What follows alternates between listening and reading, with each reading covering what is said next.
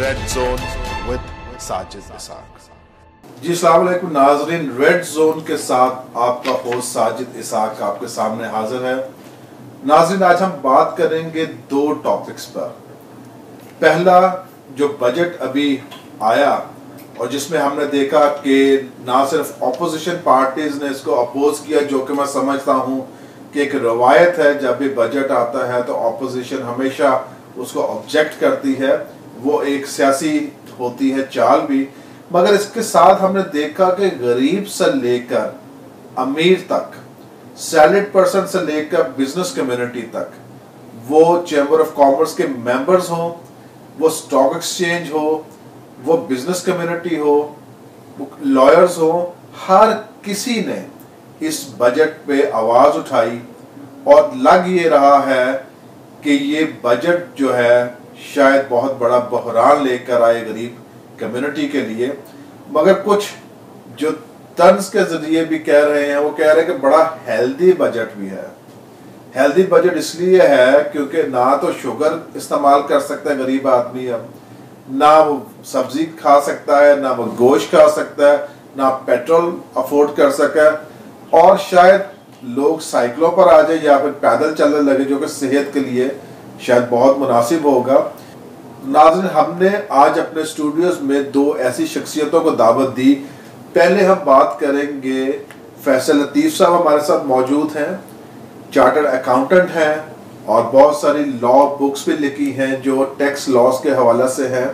और उनके साथ यहाँ पे मौजूद है एडवोकेट इमरान फिरोज साहब, जिनसे हम जानेंगे कि काजी फाइज ईसा जो है, जस्टिस जो है, जिनके ऊपर एक एलिगेशन आया और एक हम देख रहे हैं बहुत तहरीक चलने वाली है, 14 तारीख उन्होंने एक दिया हुआ है वकला हजरात ने भी, कि हम जानेंगे कि ये किस तरफ हम जा रहे हैं। पाकिस्तान क्या इस बहरान का मुतहम्मल हो सकता है? हम ये सब जानेंगे आज के प्रोग्राम में। हमारे साथ रहिए। बहुत शुक्रिया फैसल लतीफ़ साहब, आप हमेशा जब भी आपको ज़हमत देते हैं आप आते हैं, और इमरान साहब बहुत शुक्रिया आपका भी। हम शुरू करेंगे फैसल साहब से कि जैसे कह रहे हैं बड़ा हेल्दी बजट आ गया है कि ना इसमें इंसान गोश्त खा सकता है, ना चीनी इस्तेमाल कर सकता है, ना इसमें आप दूध ले सकते हैं, ना आप कार्ब्स खा सकते हैं, बल्कि आपने वॉक करनी है। तो आप क्योंकि चार्टर्ड अकाउंटेंट हैं, खास नजर रखते हैं बजट के हवाले से, टैक्स लॉस के हवाले से, हमारे नाज़रीन को बताएं कि क्या होने जा रहा है। पहले तो साजिद साहब, मैं आपका शुक्रगुजार हूँ कि आप इसमें प्रोग्राम में इज़हार राय का मौका दिया। और बजट की जहाँ तक तल्लक है, बजट इस दफ़ा शब्बर जैदी साहब और उनकी टीम ने प्रिपेयर किया है, फेडरल बोर्ड ऑफ रेवेन्यू ने, और इसमें बहुत ड्रास्टिक चेंजेस हैं। बहुत ज़्यादा महंगाई हो जाएगी। फाइनल टैक्स रजीम से काफ़ी ज़्यादा चीज़ें निकल के आ गई हैं नॉर्मल असेसमेंट में।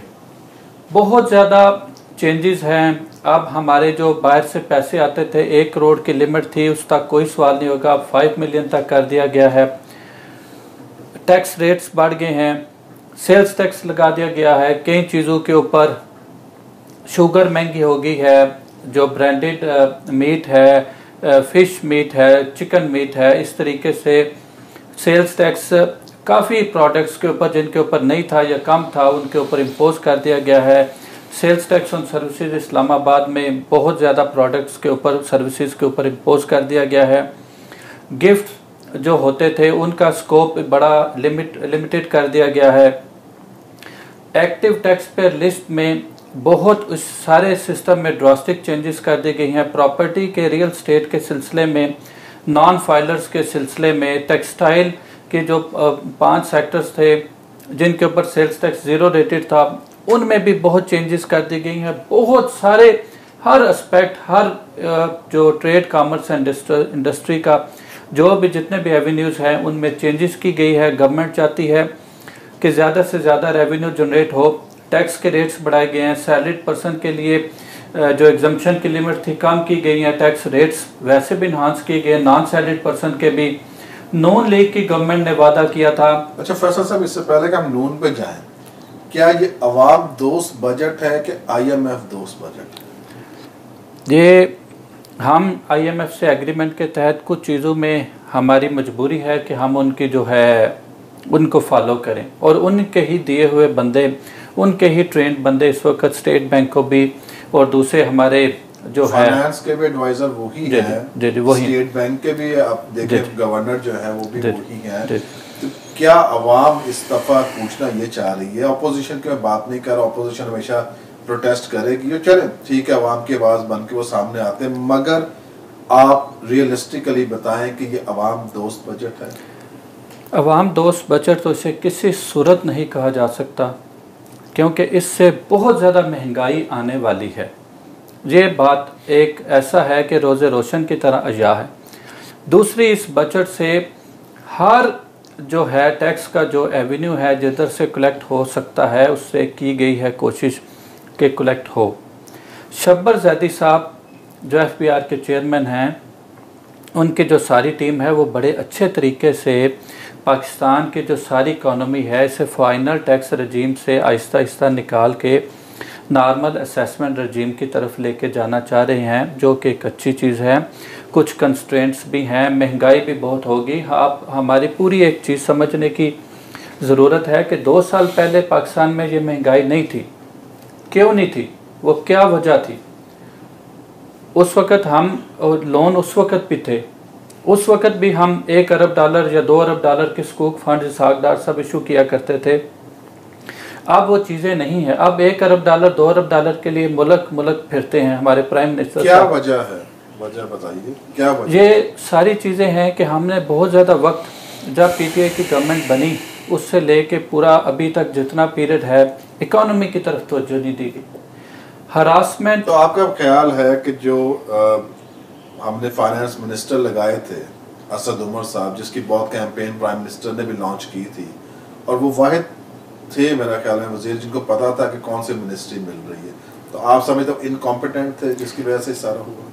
फाइनेंशियल एंड इकोनॉमिक इंडिकेटर्स हैं जो हमारे मुल्क के, वो बड़े ही नेगेटिव पिक्चर शो कर रहे हैं जब से हुकूमत बनी है और अब तक। दूसरी इसमें सबसे बड़ी जो चीज़ ये है कि जो समझने वाली जो चीज़ है वो ये है कि पॉलिटिकल इंस्टेबिलिटी कभी भी मईशत मुस्तहकम नहीं होने देती। इंस्टेबिलिटी क्यों आती है पाकिस्तान में? इस हुकूमत ने शुरू से ही उसको पकड़ लो, उसको पकड़ लो, ये कर लो, वो कर लो, इन्होंने मईशत पे तवज्जो नहीं दी। जो है हमारे फाइनेंस मिनिस्टर जो पहले थे असद उमर साहब, उन्होंने स्टॉक एक्सचेंज का बड़ा दिनों बाद विज़िट किया। हालांकि वो बड़े जो ही हुकूमत बनी वो शुरू से ही एक्सपेक्ट कर रहे थे कि ये स्टॉक एक्सचेंज में आए।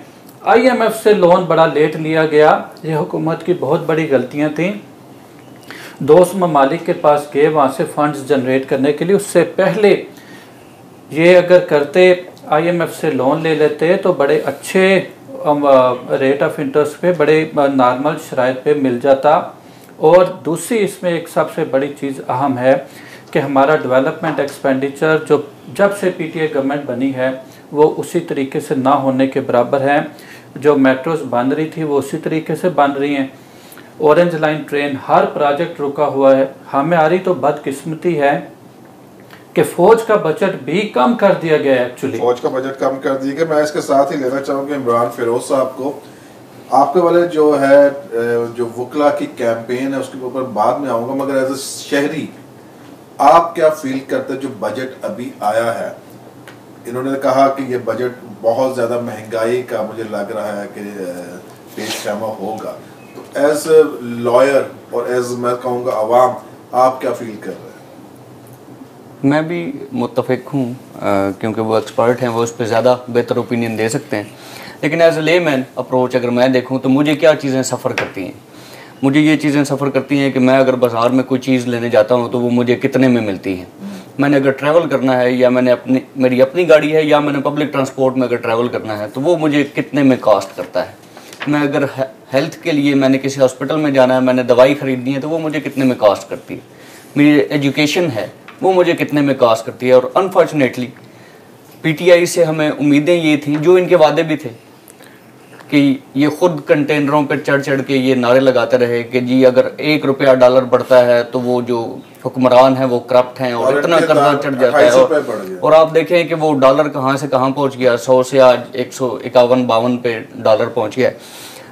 ऑन ग्राउंड देखें तो सिर्फ एक चीज़, पेट्रोल के महंगा होने से वो इकानमी पे कितना ज़्यादा इन्फ्लुएंस पड़ता है और कितना गरीब आवाम मज़ीद गरीब होती है कि अगर पेट्रोल की कीमत ₹2 भी बढ़ जाए तो उससे डायरेक्ट इफेक्ट किस पे होता है कि जो तमाम कमोडिटीज़ जो ट्रांसपोर्ट होती हैं वो क्योंकि उनके किराए बढ़ जाते हैं, कॉस्ट बढ़ जाती है, तो वो कमोडिटीज़ की प्राइस नेचुरली इंक्रीज़ कर जाती है। आपने ट्रैवल करना है उसकी कॉस्ट इंक्रीज़ कर जाती है, आप प्राइवेट पर्सन है अपनी गाड़ी है उसकी कॉस्ट इंक्रीज़ कर जाती है।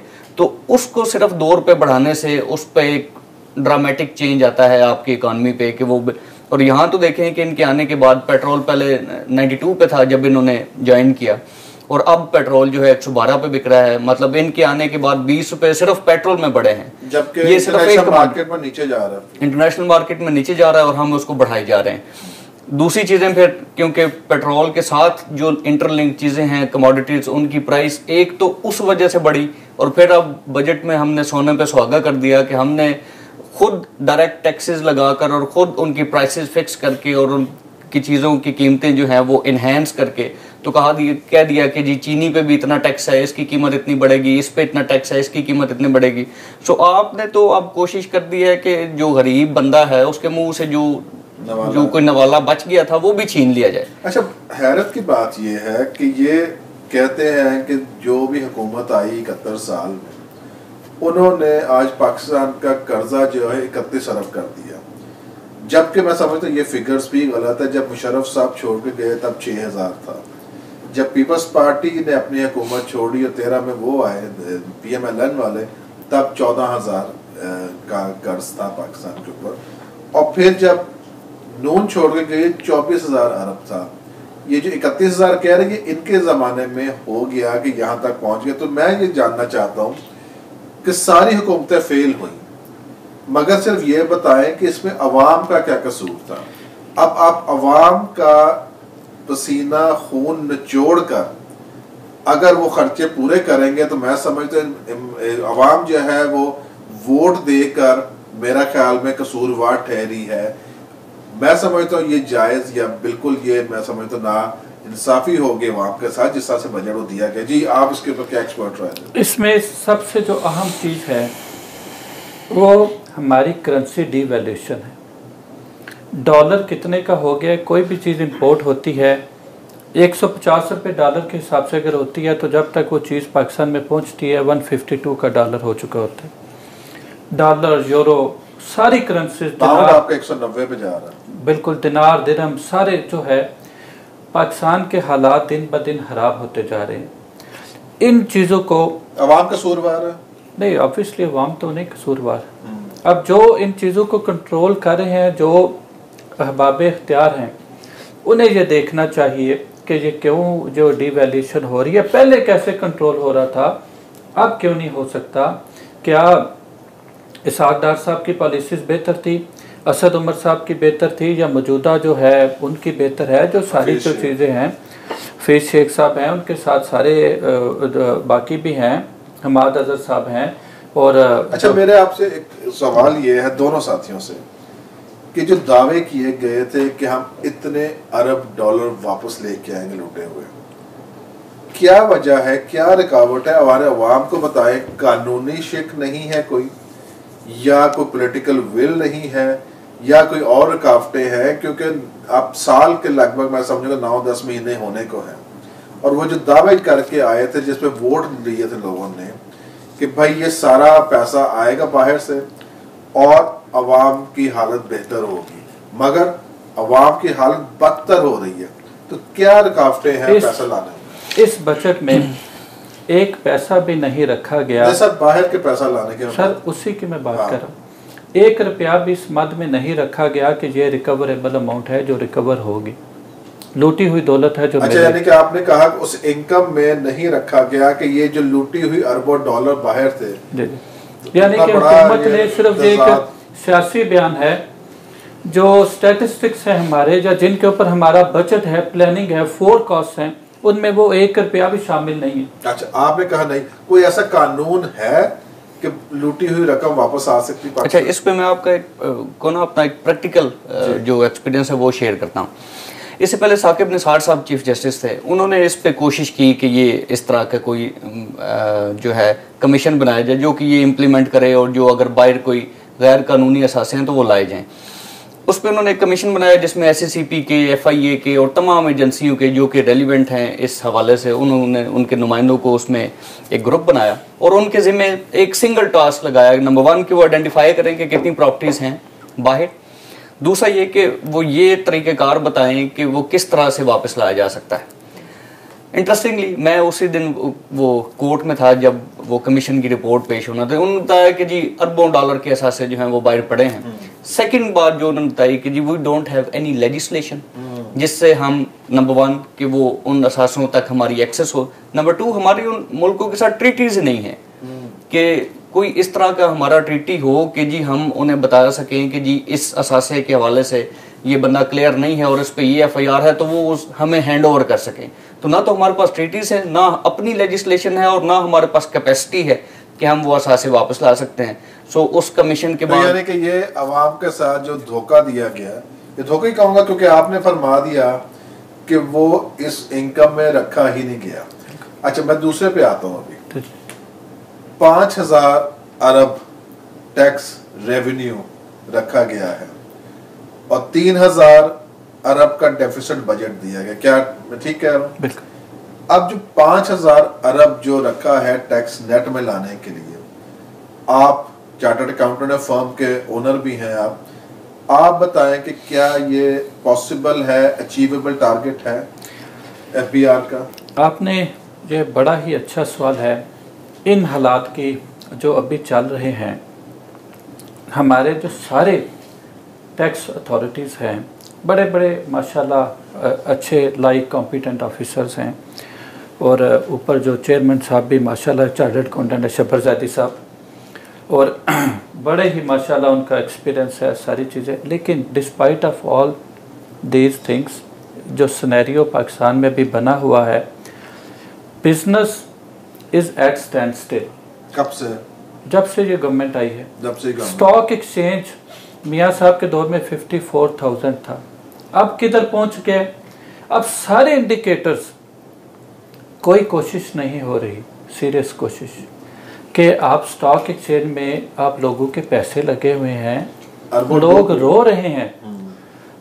अभी क्या है बजट में, पाकिस्तान की मजबूरी है ज़ाहिर टैक्स रेवेन्यू बढ़ाना है। कोई देखे, कोई लोगों की कोई जो आप उन्हें फैसिलिटेट करें। चीनी का तो ना बढ़ाएं आप, घी। चीनी का तो उनके अपने, चीनी वाले बहुत सारे उनके अपने मेंबर्स हैं जो PTI में हैं, इन्वेस्टर्स। जहांगीर तरीन साहब वगैरह सारे जो है ज़ाहिर इन चीज़ों से तो वो जो बेसिक कमोडिटीज़ हैं बेसिक यूज़ की, उनमें कम से कम गवर्नमेंट को चाहिए कि फैसिलिटेट करे। पेट्रोल पूरी दुनिया में कम हो रहे रेट, ये जो बड़े बड़े में 5,000 है, ये रिकवर होगा कि नहीं?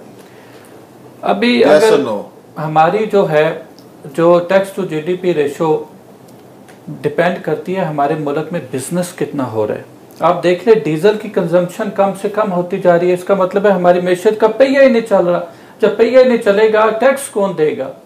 आप कम से कम पॉलिटिकल स्टेबिलिटी करें, आप ऐसी पॉलिसीज बनाए कि इन्वेस्टर फ्रेंडली पॉलिसीज हो। इस दफा चेंबर ऑफ कॉमर्स का बड़ा बयान आया कि इन्होंने बजट बनाते हुए हमें शामिल नहीं किया, तो क्या ये IMF को जरूरत नहीं है कि इनको भी शामिल करे बजट बनाते हुए बजट में? और जो आपकी बैकबोन है, जहाँ तक मेरा ज़ाती तौर पे ख्याल है, जो सारे जो है हमारे जो institute of chartered accountants of Pakistan ने भी अपने रिकमेंडेशंस जो थी वो प्रेजेंट की थी, और बाकी भी सारे वो उसके ऊपर होता है वेबसाइट के ऊपर कि अपनी सजेशंस दे सकते हैं। उसमें जो वैल्यूएबल सजेशंस हैं वो ज़ाहिर है अवाम का फीडबैक है वो लेते हैं। जो सारे जो है चैम्बर ऑफ कॉमर्स वगैरह वो ऐसी जो रिकमेंडेशन करते हैं जिससे वो फ़ायदा हो बिज़नेस को, ज़ाहिर है उन्हें इग्नोर नहीं करना चाहिए, ओवरलुक नहीं करना चाहिए, और इन चीज़ों को डेफिनेटली कंसीडर करना चाहिए। मैं एडवोकेट साहब के पास आता हूँ क्योंकि काजी फैज ईसा की हम बात करते हैं, जस्टिस हमारे बड़े ऑनरेबल जस्टिस हैं और कुछ सालों महीनों पहले वो बड़े ही ऑनरेबल रहे हैं पीटीआई के लिए भी। और प्रेसिडेंट साहब ने पहले जब नहीं थे प्रेसिडेंट, उन्होंने बड़े अच्छे बयान उनके हवाले से दिए। क्या हो गया ये एकदम से कि इतने ऑनरेबल और ट्रांसपेरेंट मैं कहूँगा एक जस्टिस के लिए एक मतलब ऐसा रेफरेंस दायर किया गया प्रेसिडेंट ऑफ पाकिस्तान की तरफ से, और उसके बाद हम देख रहे हैं वकला के जो एहतजाज है, दो मैं समझता हूँ कि टीम्स बन गई, एक कह रहे हैं हम करेंगे, दूसरे कह रहे हैं हम नहीं करेंगे। तो क्या पहले तो ये बताएं कि क्या वजूहात हो गई कि एकदम से ये सारी चीज़ें सामने फ्लेयर अप हुई? मेरी अपनी दानिश में जो मैं ये समझता हूँ कि काजी फायज ईसा साहब बड़े अपराइट जज हैं और वो उनके अपने डिसीजन से वो पता चलता है कि वो किसी भी गवर्नमेंट के, किसी भी पॉलिटिकल इंस्टीट्यूट के, किसी भी इदारे के वो इन्फ्लुएंस में आने वाले नहीं, और वो आज़ाद हो के अपने फ्री माइंड के साथ हमेशा बड़ी अच्छी जजमेंट्स दिया करते हैं। तो बात ये होती है कि जब तक वो जजमेंट्स जो हैं आपके मुखालिफ के खिलाफ आ रही हों तो उस वक्त तक आपको वो बिल्कुल ठीक होता है, आप अपराइट भी होते हैं, आपके हक में नारे भी लगते हैं। जैसे ही गवर्नमेंट को लगता है कि अब वो बंदा जो है अब आपकी गवर्नमेंट के खिलाफ भी वैसी जजमेंट्स दे रहा है जो कि ऑन मेरिट हैं, जो कि ठीक है बिल्कुल, तो फिर आपको तकलीफ शुरू हो जाती है। फिर आप वो बात ये होती है कि हर बंदे को मेरिट चाहिए होते हैं लेकिन दूसरे के लिए। तो क्या उनका भी नाम आ रहा था सुप्रीम कोर्ट? जी, एक तो ये कि अभी उनके जो फैसले हैं रिसेंट, जिसमें उन्होंने गवर्नमेंट की काफ़ी खिंचाई की, उन्होंने वो फाइनेंस मिनिस्ट्री हो या तमाम इनकी जो वर्किंग है उसके हवाले से उन्होंने बड़े क्वेश्चन उठाए। उसके बाद से गवर्नमेंट को उनसे इश्यूज होना शुरू हो गए और अब गवर्नमेंट ने जब फोर्सी किया है कि 2020 में he will be chief justice of Pakistan, तो उसके बाद गवर्नमेंट के लिए डेफिनेटली बहुत ज़्यादा शायद इन्हें लगता है कि उनकी मुश्किलात में इजाफा हो जाएगा और वो इनकी वर्किंग जो है उसको इसी तरह क्वेश्चन करते रहेंगे। उनका एक प्रोरेगेटिव है, जब भी किसी भी कोर्ट में अगर गवर्नमेंट की वर्किंग के अगेंस्ट या किसी भी मिनिस्ट्री की वर्किंग के अगेंस्ट कोई भी पिटीशन जाती है तो they have to decide it on merits. तो जब तक वो नून लीग के खिलाफ वो डिसाइड होती रही चीज़ें, उस वक्त तक देवर फाइन और उनके हक में नारे लगते रहे और वो सब ठीक था। जैसे ही इनकी अपनी गवर्नमेंट आई और इनके अपने जो अमाल थे उस पर उन्होंने क्वेश्चन उठाने शुरू किए तो अब उनके खिलाफ ये रेफरेंस फाइल कर दिए। हम बीइंग लॉयर कम्युनिटी हम ये समझते हैं कि ये जो रेफरेंस है that is definitely based on mala fide, और ना ही उसमें कोई लीगल रिक्वायरमेंट्स जो हैं जो कि प्रोवाइडेड हैं अंडर कॉन्स्टिट्यूशन, ना तो उनको पूरा किया गया है, ना ही उसमें वकला नुमाइंदे या अटॉर्नी जनरल या किसी को भी उस तरह से एतमाद में लेकर ये रेफरेंस फाइल किया गया। और फिर उसका सब्सटेंस आप देख लें कि वो रेफरेंस है क्या। रेफरेंस ये है कि उनकी वाइफ जो है, जो कि उन पर डिपेंडेंट बिल्कुल भी नहीं है, रेफरेंस का कहना ये है कि जी आपने उनके असासे शो नहीं किए। मेरे भाई बात ये है कि पहली बात आपको इसमें ये देखनी है कि क्या किसी भी सुप्रीम कोर्ट की जज के लिए या ये पब्लिक सर्वेंट की डेफिनेशन में आते हैं या किसी भी ऑफिशियल के लिए ये मैंडेटरी है एज पर लॉ कि वो तमाम लोगों के जो असासे हैं वो शो करे। तो हमारा जो पाकिस्तानी प्रिवेलिंग लॉ है वो ये कहता है कि वो ज़रूरी ही नहीं था। अगर वो डिपेंडेंट होते तो फिर सम हो इन्हें बयान करना था। और जो इनकी वाइफ है शी इज़ इंडिपेंडेंट लेडी, वो अपना काम करती हैं, फिर शी इज़ फॉरेनर, उनका वो जो नेशनैलिटी है वो भी यहाँ के नहीं है, जहाँ की वो नेशनल है वहाँ पे उनका टैक्स नंबर भी बना होगा, वो जो उनकी प्रॉपर्टीज हैं उस पर वो टैक्स पे करती भी होंगी। सो ये रेफरेंस जो है इससे पहले भी आपने देखा कि तो ये जो आपने बात की है इससे तो मैं समझता अगर कोई ऐसा, हम तो नहीं कह सकते क्योंकि कोर्ट में है, अगर कोई ऐसा आता है तो इससे तो मैं समझता हूँ कि सारे जो पार्लियामेंटेरियंस है वो खुद भी बुक हो जाएंगे। जी बिल्कुल, उनका भी फिर रिव्यू में जाना पड़ेगा इलेक्शन कमीशन को कि इन्होंने अपनी वाइफ्स के क्या इन्होंने डिक्लेयर किए हैं कि नहीं किए। जब वो लॉ की रिक्वायरमेंट नहीं है तो वो डिक्लेयर होना नहीं चाहिए था। सो ये जो रेफरेंस है बेसिकली ये कोशिश है नंबर 1 कि उनको अंडर प्रेशर किया जाए, और जो जुडिशरी ने एक अब स्टांस ले लिया है कि उन्होंने किसी भी करप्ट प्रैक्टिस या करप्शन के खिलाफ जो है उन्होंने कोई कंप्रोमाइज नहीं करना और सबके खिलाफ फैसले करने हैं। तो लगता ये है कि ये रेफरेंस उस जो प्रोसेस ऑफ लॉ है उसको फ्रस्ट्रेट करने के लिए और इन जजेस को अंडर प्रेशर रखने की एक कोशिश की जा रही है, जो कि हम वकला को बिल्कुल मंजूर नहीं है। क्या फर्क है पीएमएल-एन में, पीपल्स पार्टी में और पीटीआई में? हर दफा हर पार्टी ने हमेशा अदलिया पर हमले किए, तो ये भी आप समझते हैं कि अदलिया पर ये बिल्कुल अदलिया पर और हमारे निज़ाम इंसाफ पर बेसिकली हमला है, और बिल्कुल इनमें कोई फ़र्क नहीं है। आप देखें फ़र्क हो कैसे सकता है। इमरान खान साहब के अलावा उनकी अपनी टीम के कितने बंदे आपको नजर आते हैं, उनके मिनिस्टर्स देख लें, उनकी सारी टीम, इमरान खान साहब को निकाल दें तो पीटीआई है कहाँ। ये वही लोग हैं जो हर जीती हुई जमात के साथ ये खड़े होते हैं। शेख रशीद को देख लें आप, बाकी सारे आप नाम लेना शुरू करें तो हर बंदा जो इनका है वो पहले कभी काफ लीग में, कभी पीपी में, कभी नून लीग में, और अब वो अचानक से उन्हें पता चला है कि वो तो इंसाफियन है और वो तो इंसाफ के लिए जिहाद करेंगे और वो इसके साथ आके खड़े हो गए। तो ये कोई जमात ही नहीं है, ये एक टोला है जो कि मफाद परस्त है। अच्छा, जो इकट्ठा हो जाता है, मफाद परस्त टोला है। दूसरी पॉलिटिकल पार्टीज जो ऑपोजिशन है, लग ये रहा है कि शायद ये वकला के पीछे लग कर, जैसे जस्टिस थे आपके चीफ जस्टिस इफ्तिखार चौधरी साहब, एक पूरी तहरीक चली थी और मुशर्रफ साहब को भी जाना पड़ा और सारा, तो ऑपोजिशन पार्टीज क्या वकला को आगे लगा के उनको इस्तेमाल करेंगे कि एक ऐसा मोमेंटम बना दिया जाए हुकूमत के खिलाफ? क्योंकि जो नजर आ रहा है शायद इस वक्त पीपल्स पार्टी नून इस सिचुएशन में नहीं है कि लोगों को सड़कों पे ला सके, मगर मौलाना फजलुर रहमान का लग रहा है कि वो स्ट्रीट पावर उनकी बहुत ज्यादा है। क्या मौलाना फजलुर रहमान और वकला इकट्ठे होकर एक मोमेंटम बनाने की पोजीशन में नजर आते हैं?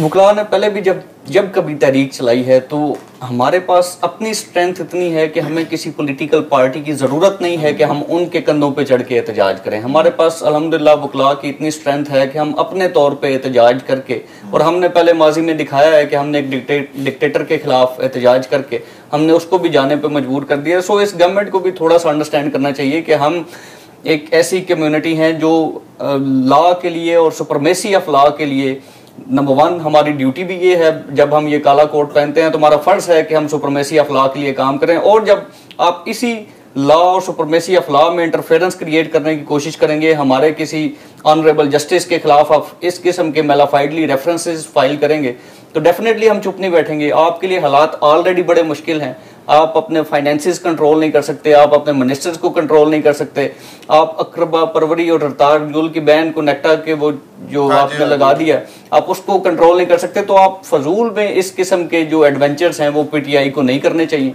उन्हें खुद अंडरस्टैंड करना चाहिए सेंसिटिविटी ऑफ द सिचुएशन को। लेकिन अगर उन्होंने फोर्स किया और वो इस रेफरेंस पे कायम रहे तो वकला के पास और कोई ऑप्शन नहीं होगा कि हम निकलेंगे। जी बिल्कुल निकलेंगे, और हम इनके खिलाफ 14 जून को ऑलरेडी हमने वो स्ट्राइक की कॉल दे दी है, और हम उस कॉल पर लबैक कहते हुए हम इंशाल्लाह वो स्ट्राइक करेंगे और हम एहतजाज जो है अपना रिकॉर्ड करवाएंगे।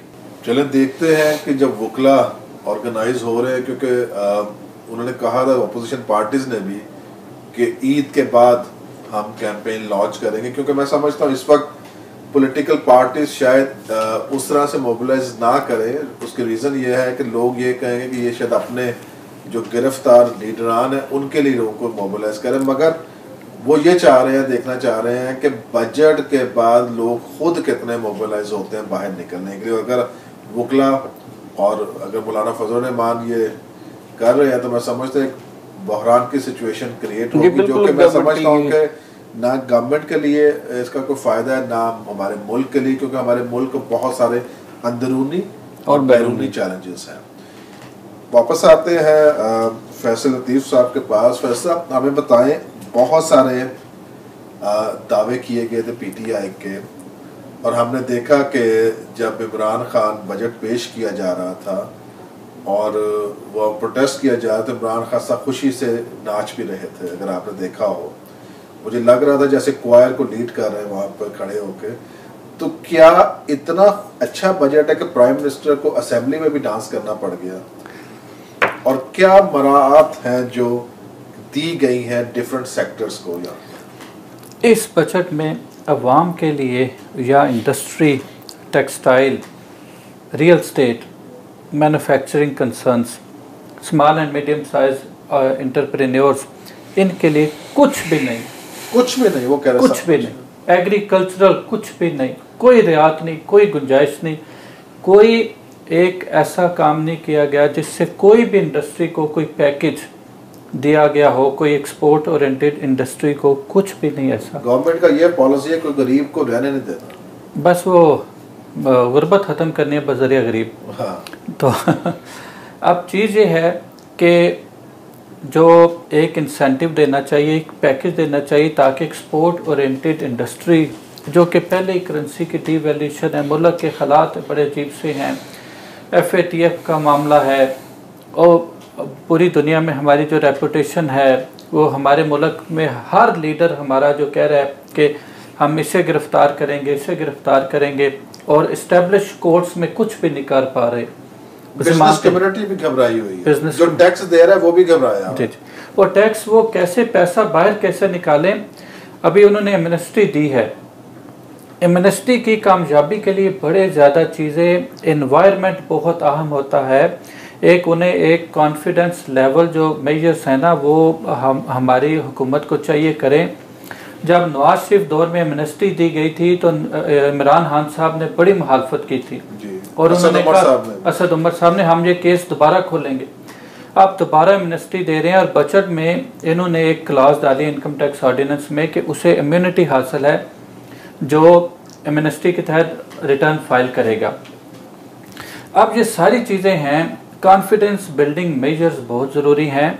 इन्वेस्टर्स के साथ हुकूमत को चाहिए कोऑर्डिनेट करे, ये सारे जो गरीब लोग हैं उन्हें इंसेंटिव दें, महंगाई कम करें, डीवैल्यूएशन करेंसी को कंट्रोल करें, स्टॉक एक्सचेंज को कंट्रोल करें, बिजनेस का पहिया चले।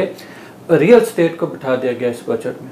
इतना नॉन फाइलर जो कोई गाड़ी खरीदेगा 45 दिन के अंदर अंदर उसके पास असेसमेंट ऑर्डर होगा कि वही जो पैसा उसने जिससे कोई गाड़ी खरीदी है या प्लॉट खरीदा है वो पैसा किधर से जस्टिफाई करना पड़ेगा, उसे रिटर्न फाइल करनी पड़ेगी। बेशुमार ऐसी चीज़ें हैं जो कि मुश्किल से मुश्किल तर बना दी गई हैं। नहीं, ये कोई अच्छी बात नहीं है कि लोग अपना डिक्लेयर कर दें। नहीं, वो तो बहुत अच्छी बात है कि वो डिक्लेयर करें। हमारा जो है वो टैक्स बेस बहुत ज़्यादा बढ़नी चाहिए। हमारा इनडायरेक्ट टैक्सेशन बहुत ज़्यादा, हर चीज़ के ऊपर हम सेल्स टैक्स पे कर रहे हैं, और बेशुमार फेडरल एक्साइज ड्यूटी है, रेगुलेटरी ड्यूटी है, कस्टम ड्यूटी है, और ज़्यादा लेविस है बहुत ज़्यादा।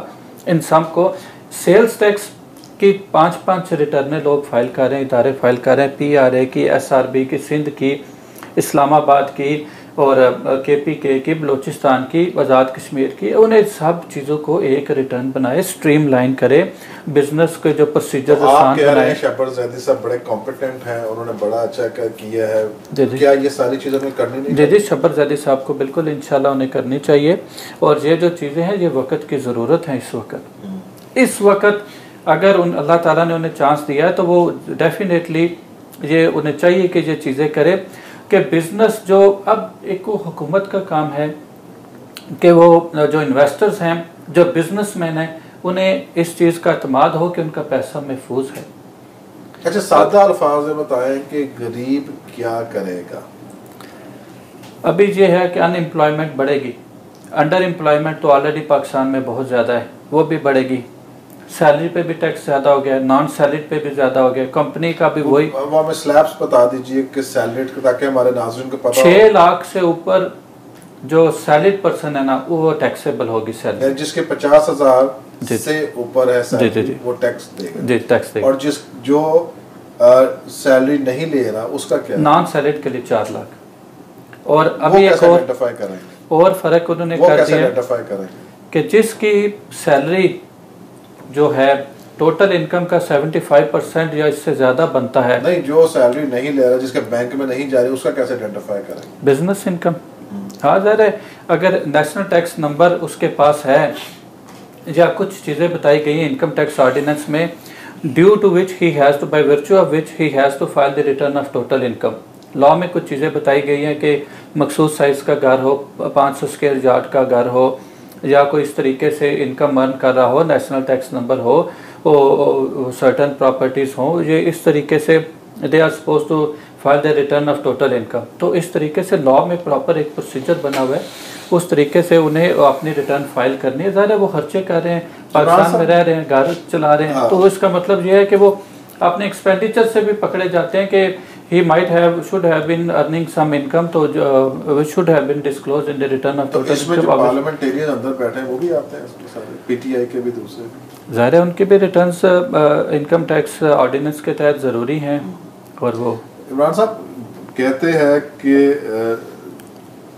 गवर्नमेंट का कहना है कि लॉयर्स और डॉक्टर्स और कंसल्टेंट्स और जिस तरह से ये अपनी इनकम नहीं डिक्लेयर करते या टैक्स के नहीं नेट में आते, तो क्या वजह है कि आप क्या समझते हैं क्यों ये करते? मेरा ख्याल ये है कि जो भी अच्छी लॉ फर्म्स हैं या अच्छे लॉयर्स हैं वो ज़रूर इनकम टैक्स रिटर्न्स फाइल करते हैं, मैं खुद करता हूँ।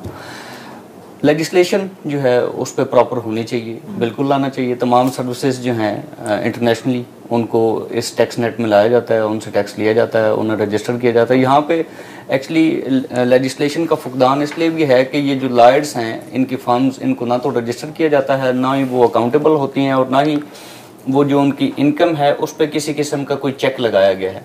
लगाना किसने है? डेफिनेटली गवर्नमेंट का काम है, थ्रू लेजिस्लेशन उन्होंने इस किस्म के चेक्स लगाने ज़रूर लगाने चाहिए। बिल्कुल हम इसको खैर बात कहते हैं कि अगर वो कहें कि जी इनको तमाम बंदों को टैक्स नेट में लाना है। देखें हम पाकिस्तानी हैं, हम इस पाकिस्तान से अर्न करते हैं, हम इस पाकिस्तान के खैर खां हैं, इनडायरेक्ट टैक्सेस हम तमाम लोग पे करते हैं, और अगर हमें टैक्स नेट में लाया जाता है तो वो एक बड़ी खुशाइन बात होगी। क्योंकि जो अभी इन्होंने बात की है, जैसे फैसल साहब ने बात की है, कुछ 27-28 टैक्सेस तो वैसे ही देती है हमारी, बिल्कुल ऐसी बात है। और अगर उसको रेगुलेट किया जाए, उसके साथ ही मर्ज किया जाए, क्या ख्याल है फैसल साहब ये क्या? तो मैं समझता हूँ बहुत सारे मसले मसाइल हल हो जाए, क्योंकि कोई भी बंदा सिवाय सांस लेने के हर चीज में टैक्स दे रहा है। बिल्कुल ऐसी बात। कल ये ना हो कि सांस लेने पे कितनी दफा जी सांस लेने इनकी गवर्नमेंट रही तो शायद नेक्स्ट वो बजट में वो इस पे भी वो टैक्स लगा दें।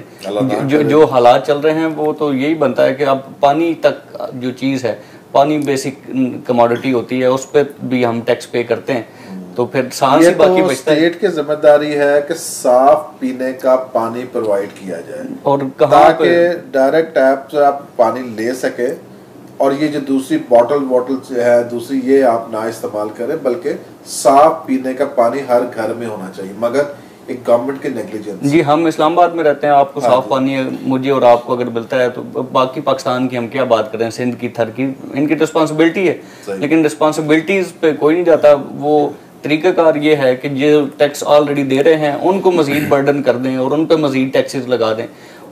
इनकी जिम्मेदारी क्या है कि बाकी लोगों को टैक्स नेट में लाने की ये कोशिश करें। देखिए हमारी मुझे करेक्ट करेंगे सर क्योंकि वो एक्सपर्ट हैं, कि मुझे शायद मेरी इन्फॉर्मेशन ये है कि शायद कोई 5-10% लोग हैं जो अब टैक्स देते हैं इस वक्त पाकिस्तान में। तो जो बाकी 90% लोग हैं जो कि डेफिनेटली इनकम भी उनकी अच्छी होगी। पाकिस्तान में आप देखते हैं कि हर बंदा नई से नई गाड़ी चला रहा है, लेकिन टैक्स नेट में सिर्फ कोई 20 से 40 लाख। असल में हमारा जो बजट इस दफ़ा बना है वो इजिप्शियन मॉडल पे बना है। हमारे जो स्टेट बैंक के जो हैं गवर्नर हैं इस IMF के, वो इजिप्ट से पहले काम करते रहे, एक्सपीरियंस है IMF के। और ये है कि हमें जो हमारे जो टैक्स रेवेन्यू है वो कहा ये गया है, बना इस तरीके से है कि हमने अपना basic expenditure excluding interest payments वो हमने मीट करनी है। अब हमारी इंटरेस्ट पेमेंट्स हैं वो डे बाय डे इंक्रीज करेंगी by virtue of devaluation of our own currency, और दूसरा जितने कर्जे बढ़ेंगे उनकी वजह से। अच्छा मुझे ये बताइए, मैंने पहले ही पूछा 5000 टैक्स, ठीक है ना, 5000 अरब इन्होंने कहा कि टैक्स के मद में आएगा इनकम, और आपको भी नहीं लगता कि रियलिस्टिक है? किसी भी फाइनेंशियल को जो एक्सपर्ट है पूछ लेंगे, रियलिस्टिक नहीं लगता। क्या ये कोई कैच है कि 5000 इन्होंने कह दिया अरब, मगर क्योंकि देखें लोग कहते हैं कि IMF ही बजट बना रही है, IMF ही बजट अप्रूव कर रही है, ठीक है, 5000 का नहीं होता अरब कलेक्ट, क्या हमें कोई बारगेनिंग के लिए जाना पड़ेगा IMF के पास, जो कि शायद खुदा न खासा पाकिस्तान के लिए मुनासिब ना हो? अभी जो हमारा जो अभी है 5500 अरब रुपए जो है हमारा जो है जो टैक्स रेवेन्यू हमने एस्टीमेट किया है, और हमारा जो 3000 अरब रुपए इसमें जो डेफिसिट है हमारा, ये जो बड़ी सीरियस चीज़ें हैं। ये इन चीज़ों को कंट्रोल करने की ज़रूरत है, अदरवाइज़ हमें ऑब्वियसली हमें उनको जाना पड़ेगा IMF के पास फर्दर। जब ये हमारा जो $6 बिलियन का जो इंस्टॉलमेंट्स में हमें जो पेमेंट मिल रही है, तो हमारे जो प्रोग्राम को वो रिव्यू कर रहे हैं, वो हमने अपनी इकोनॉमी को अपने पर्सपेक्टिव में देखना है, वो हमारी इकोनॉमी को अपने मफादात की रोशनी में देखते हैं। ये चीज़ें बहुत ही अहम हैं। यानी अगर हमारी इंटरेस्ट पेमेंट्स डिवैल्यूएशन 2 साल और इसी तरीके से होती रही तो हम क्लैप्स करने के करीब पहुंच जाएंगे। इन चीज़ों को समझने की ज़रूरत है। इकोनॉमी की एक सीरियसनेस है। सोवियत यूनियन सब असला था, सारी चीज़ें थी, इकोनॉमी की वजह से सारी चीज़ें वो हुए, उन्हें मसाइल। लोग कहते हैं ये अनाड़ी हैं, नेट प्रैक्टिस कर रहे हैं, सीख जाएंगे। तो क्या हुकूमत ऐसी होनी चाहिए जिसने इकोनॉमी को बिठा दिया बिल्कुल आके? मतलब ये तो उस किस्म के डॉक्टर हैं कि वो कहें कि जी हम दिल का ऑपरेशन करने वाले हैं, लेकिन क्योंकि हम अनाड़ी हैं तो मर मुर्गी है तो कोई आपको इससे तकलीफ़ नहीं होनी चाहिए। तो बात यह है कि वो एक पंजाबी का मुहावरा है कि बंदर के हाथ में उस तरह दे दिया गया है, तो अब आप बंदर के रहमो करम पे हैं कि वो आपकी मूंछ उड़ाता है, आपकी भवें उड़ाता है, आपको गंजा कर देता है। ये इनकम्पिटेंट थे, इनकी तैयारी नहीं थी, इनका जो मेन रिलायंस थी वो असद उमर साहब पे थी, और असद उमर साहब को अब ये खुद डिक्लेयर कर चुके हैं कि वो इनकम्पिटेंट थे। He had absolutely no basic knowledge of the economy of a country. तो उन्होंने मुल्क को जितना नुकसान पहुंचाना था वो पहुंचा लिया। आपने देखा कि वो खुद पहले दावे करते थे कि जी वो इकानमी को वो पहले नीचे जाएगी, लेकिन फिर हम ऐसे मेजर्स कर रहे हैं जिसकी वजह से इकानमी जो है वो ग्रूम करेगी। उन्होंने हमें जाने नहीं दिया, IMF का प्रोग्राम नहीं लेने दिया, और उसकी वजह से मुल्क को जितना नुकसान हुआ कि हमारी करेंसी डीवैल्यू हुई, यहाँ पे महंगाई हुई, यहाँ पे अनएम्प्लॉयमेंट हुई। तो ये इनकम्पिटेंट हैं। ऑल दो ये कहते होंगे कि ये करप्ट नहीं है, तो मेरे ख्याल में शायद एक करप्ट आदमी जो काम करता हो और कॉम्पिटेंट हो, एक इन जैसे इनकम्पिटेंट लेकिन जो करप्ट नहीं है उससे ज़्यादा बेहतर होता है। सो ये अजीब सी सिचुएशन में पाकिस्तानी जो अवाम है, मैं अपनी बात करूं, हम अवाम ने अपने आप को एक अजीब सी सिचुएशन में डाल दिया। बड़ी उम्मीदों के साथ, बड़ी तवक्कुआत के साथ हम इनको गवर्नमेंट में लाए थे कि शायद ये मुल्क के लिए कोई बेहतर करेंगे, और लेकिन यहाँ हम देखते हैं कि इन तमाम 10 महीनों में जब से ये हमारे सर पे मुसल्लत हैं, पकड़ धकड़, शोर शार और एक दूसरे को गालियां देने के अलावा इन्होंने कुछ भी नहीं किया ऑन ग्राउंड। ना तो इनका पेपर वर्क है, ना इन्होंने अवाम की मुश्किलात को समझा है, बल्कि उसमें इजाफा करने की इन्होंने हर चंद कोशिश की है। सो ये एक अजीब सी इनकम्पिटेंट गवर्नमेंट है, जो कि दुआ ये है कि हमें या अल्लाह इन्हें हदायत दे दे या हमें जल्दी इनसे निजात दे दे, ताकि अवाम जो है वो कोई सुख का सांस ले सके। अच्छा फैसल साहब, जैसे हमने बात की इस बजट के हवाला से 2019 और 20 के, लग ये रहा है क्योंकि टैक्सेशन को भी जानते हैं, आप चार्टर्ड अकाउंटेंट भी हैं, अपनी फर्म भी रन कर रहे हैं, हम देख रहे हैं कि आपको भी शायद मायूसी नज़र आ रही है। पहली बात तो यह है कि बिजनेस कम्युनिटी का अगर हम का नाम लेते हैं तो बिजनेसेस आपने कहा कि स्टैंड स्टिल पर हैं और तकरीबन 10 साल होने को हैं, और लग ये रहा है कि लोगों के पास जो सेविंग्स थी वही शायद लोग यूटिलाइज कर रहे हैं। आगे जो बहुत बड़ा सेक्टर हम देखते हैं एक्सपोर्ट का और इंपोर्ट का। अब इंपोर्ट्स हमारी जो है, जो बाहर से चीज़ें आ रही हैं डॉलर की वजह से, वो उसका बहुत नुकसान हो रहा है। एक्सपोर्ट हमारे पास है नहीं है क्योंकि टैक्सेस इतने बढ़ गए कि हम चाइना के साथ कम्पीट नहीं कर सकते, क्योंकि चाइना ने अपने टैक्स फ्री जोन दिया हुआ है, बल्कि सब्सिडाइज कर रहे हैं वो उनको भी, अपनी इंडस्ट्री को। जबकि पाकिस्तान का एक अगर इंडस्ट्रियलिस्ट है, जब इतने सारे टैक्सेस उसके ऊपर लग जाएंगे तो वो कैसे कम्पीट कर पाएगा इंटरनेशनल मार्केट में? ठीक है, ये दो चीज़। तीसरी चीज़, जब बिजनेस और ये जो मैंने बताया, इसकी वजह से क्या होगा, अनएम्प्लॉयमेंट बहुत ज़्यादा बढ़ जाएगी। अनएम्प्लॉयमेंट बढ़ जाएगी तो आपका जो है पॉवर्टी, वो आप जो ग्राफ है वो और नीचे चला जाएगा। तो क्या हम देखते हैं, डॉलर को तो एक बात बहुत हो चुकी है, डॉलर तो बढ़ रहा है, उसने बढ़ना है आगे भी। हम क्या इस वक्त कोई अभी अप्रूव नहीं हुआ बजट, हम सजेशंस दे सकते हैं अभी भी, जैसे चैम्बर ऑफ कॉमर्स वाले प्रोटेस्ट कर रहे हैं, दूसरे कर रहे हैं, CNG वाले शुरू कर दिए प्रोटेस्ट करना।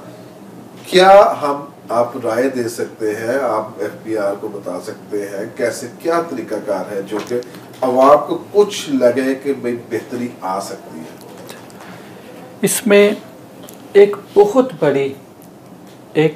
बड़ी एक्सरसाइज की ज़रूरत है जो कि मौजूदा जो गवर्नमेंट है इनकी कॉम्पिटेंसी नहीं है। नहीं तो वो IMF आके बैठा हुआ है, उसकी अब क्या है, IMF वाले अपनी सोचते हैं, अपनी चीज़ों को आगे रखते हैं, हमने अपनी चीज़ों को देखना है। आपका ख्याल है कि हफीज शेख साहब भी इनकॉम्पिटेंट हैं? मैं जो चीज़ों के हिसाब से बात कर रहा हूँ, जो बजट है वो उस तरीके से नहीं है जिस तरीके से आना चाहिए। ये इस चीज़ को रिप्रेजेंट कर रहा है कि वो IMF की ही चीज़ों को आगे बढ़ा रहे हैं। हमारा क्या था, एक वक्त में हमारी फॉरेन रेमिटेंस किसी बड़े मुल्क की एक्सपोर्ट्स के बराबर थी। अगर हमारा $30 बिलियन फॉरेन रेमिटेंस होता तो हमारे मुल्क को एक बहुत बड़ा सहारा होता, इससे ज़्यादा होता और ज़्यादा। हमारे 30 लाख पाकिस्तानी सऊदी अरब में काम कर रहे थे, अब वो कुछ तादाद कम हो गई, UAE में, इंग्लैंड में, अमेरिका में, पूरे यूरोप में है। इतनी मुश्किलात है पाकिस्तान पैसा भेजने में। हमारे लॉ में, इनकम टैक्स ऑर्डिनेंस में पिछले साल एक क्लास आई कि 1 करोड़ पे से ज़्यादा जो मंगवाएगा, जिसके पास आएंगे, उससे सवाल पूछा जा सकता है जी पैसे कौन से सोर्स से आ रहे हैं। अब वो बजट में है कि 5 मिलियन रिस्ट्रिक्शन उसको कर रहे हैं 10 मिलियन को कम करके। ये एक ऐसी चीज़ है, इस चीज़ को हमें इनकरेज करना चाहिए। पूरी दुनिया के मुल्क इनकरेज करते हैं कि उनके बंदे जो एक्सपेट्रिएट हैं, जो नॉन रेजिडेंट हैं, वो पैसा भेजें अपने मुल्क में, इन्वेस्टमेंट करें। हमारे मुल्क में क्या कह रहे हैं, हम कह रहे हैं UK वालों को कि आप जो ड्यूल नेशनल है उनकी इन्फॉर्मेशन हमसे ले लें। उधर जो पाकिस्तानी है वो सारा जो इधर उन्होंने अपनी प्रॉपर्टीज बनाई हैं वो उधर पता नहीं शो करते होंगे या मुश्किल का शिकार ना हो। ये हमारा जो मशीनरी है, अगर उन्हें कोई इन्फॉर्मेशन देते हैं, अपने मुल्क के लोगों की ज़रा प्रोटेक्शन करें। एक तो ये है कि बेसिक चीज़ है ये। इन तरह की चीज़ों को आप देखें, सारे जो चाइनीज़ है, चेन्नई इंडिया में, वहाँ पे इंडस्ट्रियल स्टेट है, वहाँ पे इंडस्ट्री लगा रहे हैं, फैक्ट्रियों पे फैक्ट्रियाँ लगा रहे हैं। पाकिस्तान में क्यों नहीं लगा सकते? हमारे अपने पाकिस्तानियों को हम क्यों इन्वायरमेंट ऐसा नहीं दे सकते कि वो बिज़नेस करें, वो मैन्युफैक्चरिंग कंसर्न्स लगाएं? ये चीज़ें समझने वाली हैं। ये जो मौजूदा गवर्नमेंट का एक और सिर्फ एक है कि जरदारी साहब, नवाज शरीफ साहब, शहबाज शरीफ साहब, हमजा शहबाज, फ़लाँ को पकड़ लो, फ़लाँ को पकड़ लो, फ़लाँ। अगर पकड़ा है, अकाउंटेबिलिटी होनी चाहिए, ठीक है, तो कुछ प्रूव करें। अनप्रिपेयर्ड होके अगर उन्हें जमानतें मिल जाती हैं और उनसे कोई पॉलिटिकल गेन वो कर रहे हैं, तो वो at the expense of our own country, at the cost of economy of our own country वो कर रहे हैं। जहाँ तक अनएम्प्लॉयमेंट है उसका तल्लक है, मैं सिर्फ ये इसको कंप्लीट करना चाहूँगा। इस बजट में कंस्ट्रक्शन कॉस्ट हमारी, सीमेंट महंगा हो गया, सरिया महंगा हो गया, यानी कि सेल्स टैक्स का प्रोसीजर चेंज किया जिसकी वजह से वो महंगाई होगी, ईंटें महंगी होगी हैं। घर बेसिक ज़रूरत है, इससे लेके हर चीज़, खाने वाली चीज़, हर चीज़ में महंगाई आएगी। सेविंग्स ख़त्म होती जा रही हैं। जो हमारी एक्सपोर्ट्स कम से कम होती, कम्पिटिटिव नहीं रही, क्योंकि हमारी जो एक एडवांटेज होता है या एज होता है वो इस तरीके से है कि हमारा टेक्नोलॉजिकल एडवांटेज हमें बिल्कुल नहीं है। चाइनीज़ के पास टेक्नोलॉजी है, अगर वो हमारे मुल्क में आके चीज़ें बनाएंगे तो हम भी उनसे सीखेंगे। अगर वो इंडिया जाएंगे, इंडिया की इकोनॉमी में हिस्सा डालेंगे, GDP उसमें करेंगे, तो वो हमारे के लिए, हमें चाहिए। दुनिया भर के लोग चाइनीज़ को बुलाते हैं कि हमारे मुल्क में आए जी, इंडस्ट्री लगाएं। हमारे पास सबसे बेहतर अपॉर्चुनिटी है। आपने ग्वादर जब दिया है उनको, तब भी हमने इंडस्ट्री की तरफ नहीं है, इंडस्ट्री लगवाते हैं। हमारे मिनिस्टर साहब इसी PTA गवर्नमेंट के, उन्होंने कहा कि जनाब हम सारे माहदों को एक दफ़ा रिकन्सिडर करेंगे। इस तरह के बयानात जो है वो दो मुल्कों के दरमियान बड़े सीरियस वो कंसर्न्स उसमें हो जाते हैं, और जो है इस तरह के बयानात कभी नहीं होने चाहिए।